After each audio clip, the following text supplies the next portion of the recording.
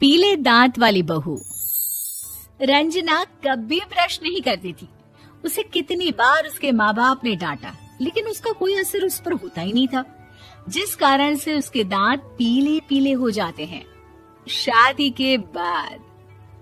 अरे बहू, वैसे तो तुझ में कोई कमी नहीं है, पर तेरे दांत इतने पीले कैसे हैं बेटा?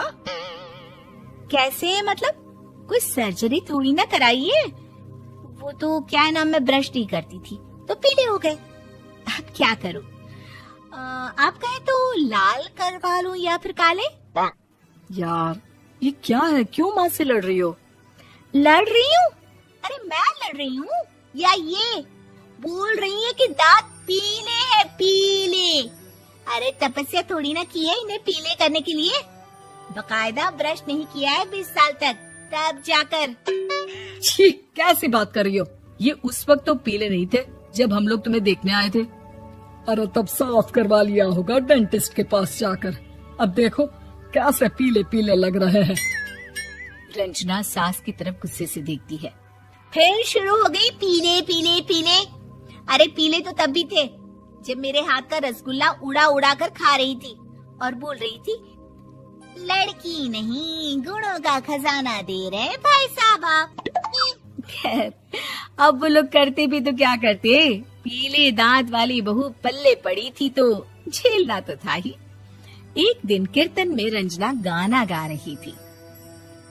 अरे कमला बहन, माँ का द्वार है, यहाँ तो सब शुद्ध होकर आते हैं, फिर अपनी बहू को ब्रश भी नहीं करवाती तुम। दूर से पीले पीले दांत भक्ति में बाधा उत्पन्न कर रहे हैं। और कोई 2 साल के बच्चे थोड़ी ना लेकर आई हूँ मैं बहू बनाकर। अच्छी खासी लड़की है, अरे कैसे करवाऊं ब्रश? ये तो उसे खुद करना चाहिए ना। अब माँ बाप तो इसके जैसे तैसे निपटा दिए, ये नहीं सोचा कि सास कैसे संभालेगी।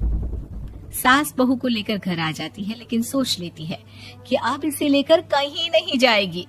अगले रोज बहू कहती है, अरे क्या हो गया, मंदिर नहीं जाना क्या? कीर्तन का वक्त हो रहा है। मेरी मधुर वाणी से कान्हा जी जागते हैं और सोते हैं। आप तो जानती है ना उनकी भक्ति में कितना मन लगता है मेरा। वो क्या है ना, तबीयत ठीक नहीं लग रही है मेरी, आराम करूंगी मैं। तबीयत ठीक नहीं लग रही? अभी तो मिथुन के गाने पर नाच रही थी आप, और अब बोल रही है कि तबीयत ठीक नहीं लग रही।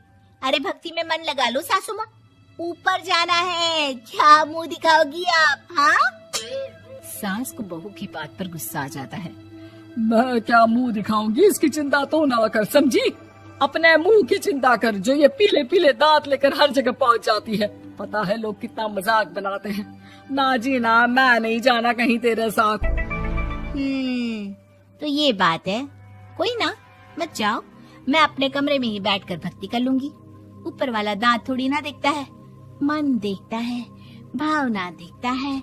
और अरे बस बस, तू सब कुछ दिखा, बस ये सफेद चमकदार दांत ना दिखाना किसी को, है? जा यहाँ से।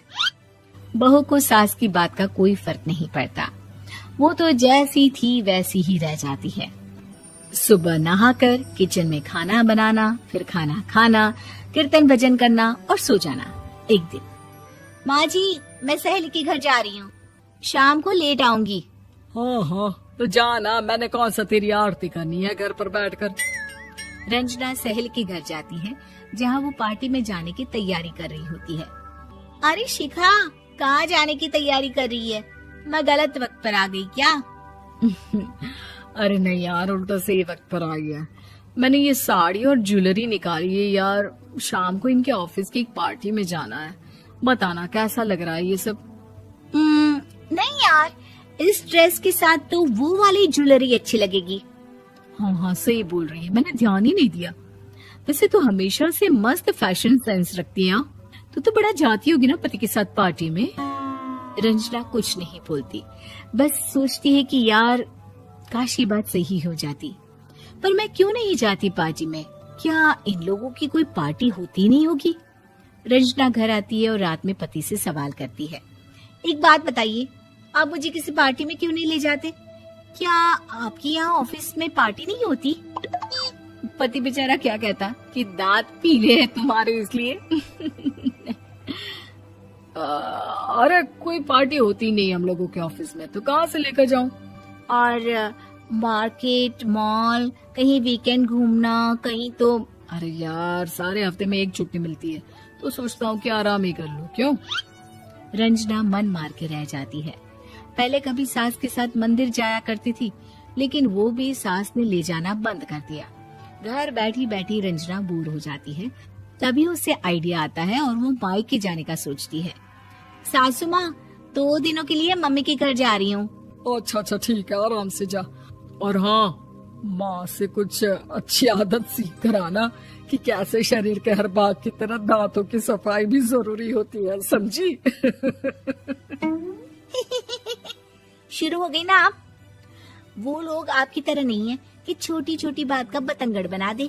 उन लोगों के लिए मैं मायने रखती हूँ, ना कि मेरे पीले पीले दांत।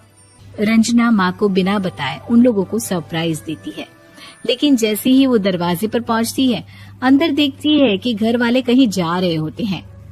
अब माँ, काश रंजना दीदी के दांतों वाली प्रॉब्लम नहीं होती, तो वो भी हम लोगों के साथ चलती ना बुआ जी की बेटी की शादी में।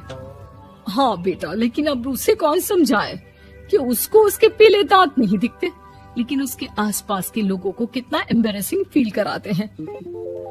मुझे तो कितनी बार उसके स्कूल की टीचर ने शिकायत की कि उसके साथ कोई लड़की बैठना भी नहीं चाहती, और ना ही कॉलेज में कोई उससे बात करना चाहता था। लेकिन पता नहीं क्यों उसे ये बात समझ में ही नहीं आती। कोई कमी नहीं है उस लड़की में, बस यही कि दांत पीले हैं। वो तो भला हो जीजा जी और उनकी माँ का, जो दीदी को जैसी है वैसे ही रखा हुआ है। रंजना को अपने घर वालों की बात सुनकर बहुत दुख होता है। वो सोचती है कि वो क्या करे, लेकिन फिर वो सीधा डेंटिस्ट के पास जाती है, अपने दांत चमकाती है और कसम खाती है कि वो रोज ब्रश करेगी। अरे क्या हो गया? तुम तो 2 दिनों के लिए गई थी ना, पर कोई ना, अच्छा है, चलो आ गई तो। रंजना सास के सामने आकर खड़ी हो जाती है और पूरी स्माइल करती है, उसके चमकदार दांतों को दिखाती हुई। चले मंदिर। माँ, मुझे माफ कर दीजिए, मैंने आप लोगों को बहुत एम्बैरेसिंग फील करवाया। मैं आज से रोज ब्रश करूंगी।